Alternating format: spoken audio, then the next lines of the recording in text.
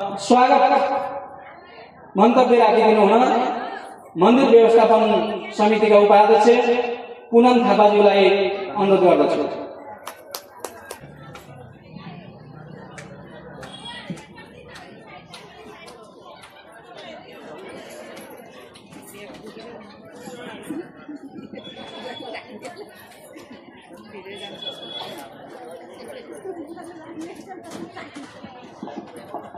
मैले अहिले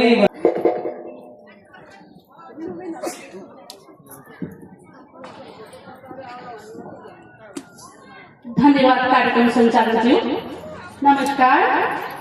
आज मिति 2082 मङ्सिर 16 गते हाम्रा मार्गदर्शक वे शास्त्रकार ज्ञाता पण्डित श्री दीपक प्रसाद पौडेलजीको मुखारबिन्दबाट कथा प्रवचन सहित प्रारम्भ हुन लागेको श्रीमद् भगवत महायज्ञ 9 दिने महापुराण कार्यक्रमका सभाध्यक्ष आदरणीय श्री चेतहरि थापाज्यू, प्रमुख अतिथि कालिका नगरपालिकाका सम्माननीय नगर प्रमुख श्री विनोद रेग्मीज्यू, माननीय अतिथि विशिष्ट अतिथिज्यूहरू, आदरणीय अतिथिज्यूहरू,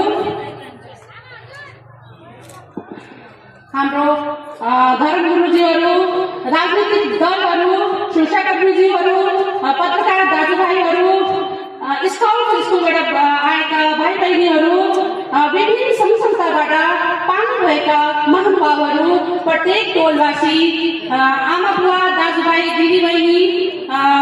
दिदीबहिनीहरूलाई मेरो व्यक्तिगत तथा मन्दिर समिति आयोजकबाट न्यानो अभिवादन तथा स्वागत गर्दछु। आज यस पवित्र समारोहमा स्वागत गर्न पाउँदा म अत्यन्तै गौरव महसुस गरिरहेकी छु।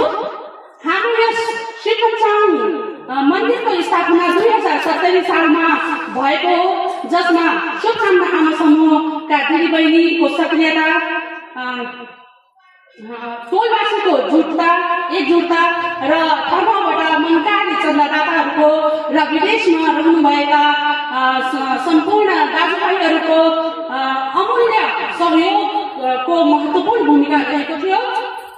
आजको यो महापुराण पनि त्यही श्रद्धा, विश्वास र भक्तिभावको परिणाम हो।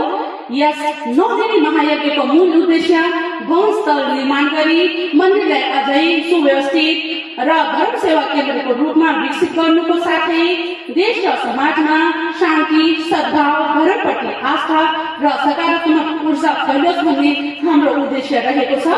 यस महान उद्देश्यलाई सफल बनाउन हजुरहरूको सहयोग र सहभागिता अत्यन्तै महत्त्वपूर्ण रहनेछ।